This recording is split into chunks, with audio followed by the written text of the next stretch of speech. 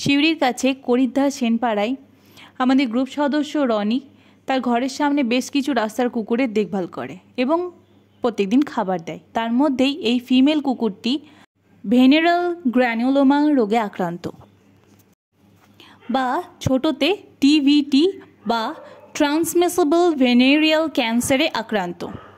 এই রোগের সিমটম বলতে ভ্যাজাইনা ভেতর থেকে বেরিয়ে আসে, মাত্রাতিরিক্ত রক্তক্ষরণ হয়, কিছু কিছু ক্ষেত্রে সেই টিউমারটি এতটাই বড় হয়ে যায় এবং ঠিক টাইমে ট্রিটমেন্ট না পেলে সেই স্থানে মাছি বসে ডিম দিয়ে দিলে ম্যাগেটস হয়ে যায় এবং প্রচণ্ড যন্ত্রণা পেয়ে কুকুরটি মারা যায়।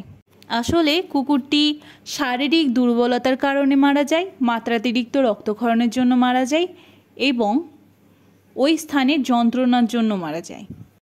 এটি একটি সংক্রামক রোগ। মিটিংয়ের সময় একটি কুকুর থেকে আরেকটি কুকুরে ছড়াতে পারে।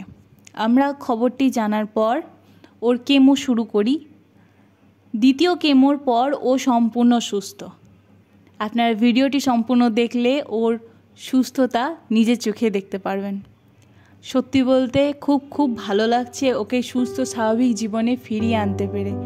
ধন্যবাদ আমাদের সম্পূর্ণ ভিডিওটি দেখার জন্য। আশীর্বাদ করবেন আমরা যেন এইভাবেই কাজ করে যেতে পারি, আমাদের সঙ্গ দেবেন। আপনাদের সাহায্য ছাড়া এইভাবে কাজ চালিয়ে যাওয়া আমাদের পক্ষে অসম্ভব। তাই একটাই অনুরোধ করব, আমাদের পাশে থাকবেন, আমরা যেন এইভাবে কাজ চালিয়ে যেতে পারি সেই আশীর্বাদটুকু করবেন। ধন্যবাদ আপনাদের সকলকে।